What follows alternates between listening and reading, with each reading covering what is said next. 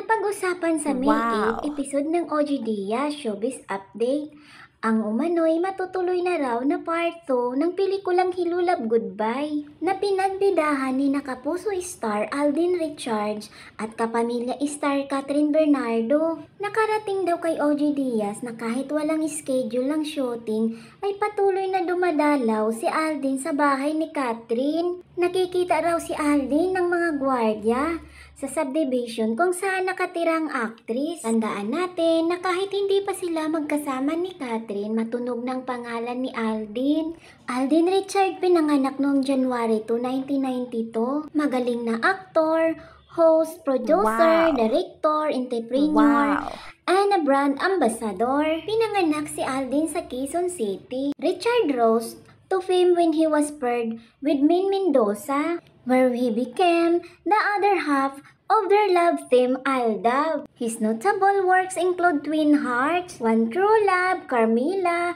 The Road Ilustrado, Imagine You and Me, Victor Magtanggol, Hello Love Goodbye, The Gift, The World Between Us, Startup PH, Five Breaks Up, and A Romance and Family too. As a recording artist, he has released albums and single under Universal Record and JMA Music. He has dubbed Asia's Multimedia Star after receiving the Asian Star Prize Award and the 14th Seoul International Drama Awards. Matatandaan natin, nabanggit din ng mga host ang mga paratang ng mga netizen kay Alden na isa daw siyang mangga o pinaiksi ng salitang manggagamit. Say naman ni OG, ang isang artistang manggagamit lang ay artistang wala pang napatunayan, walang pangalan, walang narating, at starlet pa lamang. Saya daw ang mga kasama sa bahay ni Catherine sa tuwing dumadalaw roon si Alden.